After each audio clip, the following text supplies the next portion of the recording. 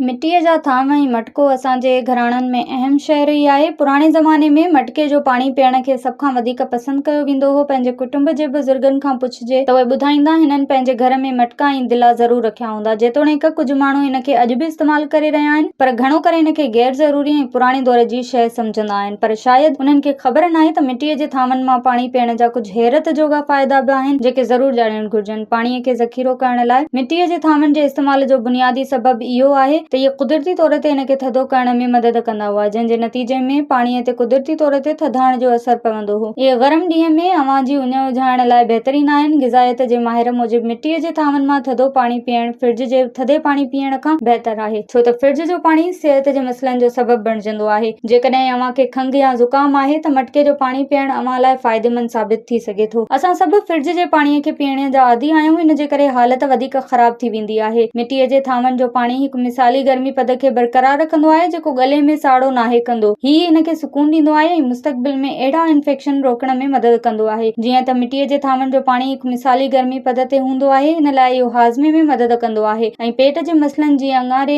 ऐं कब्ज़ खे रोकींदो आहे। आयुर्वेद मूजिबि बर्फ़ जो थधो पाणी पीअण असांजे हाज़मे जे अमल खे सुस्त करे छॾींदो आहे ऐं असांजे मादे में रत जे नालियुनि खे तंग करे छॾींदो आहे, जंहिं सां तकलीफ़ थींदी आहे। इन लाइ जेकॾहिं अवां पंहिंजे हाज़मे वारे निज़ाम खे सेहतमंद रखणु चाहियो था त मटके जो पाणी पीओ। असांजे जिस्म जे गर्मी पद बराबरि पाणी पीअण ग़िज़ाई शयुनि खे बहितर तरीक़े सां जज़्ब करण लाइ बहितरीन आहे, जंहिं जे नतीजे में अवां जो मेटाबॉलिज़म वधंदो आहे। इन लाइ मिटीअ जे थामनि जो पाणी बहितरीन आहे। ॿिए पासे जेकॾहिं अवां वटि थधो पाणी आहे त अवां जे जिस्म खे ग़िज़ाई शयुनि खे जज़्ब करण लाइ वधीक महिनत करणी पवंदी आहे, जेको अवां जे मेटाबॉलिज़म खे सुस्त करे छॾींदो आहे। मिटीअ जे थामनि खे ठाहिण में को केमिकल इस्तेमालु नाहे कयो वेंदो, जेको इन्हनि खे पीअण ऐं साफ़ ज़ख़ीरो करण लाइ बहितर बणाए थो। आलमी इदारे जी तहक़ीक़ मूजिबि मिटीअ जे थामनि में 30 ॾींहं ताईं ज़ख़ीरो कयल पाणी प्लास्टिक जे बोतलुनि में ऐं स्टील जे थामनि जे भेट में मयार खे बहितर तौर ते बरक़रार रखण लाइक़ु आहे।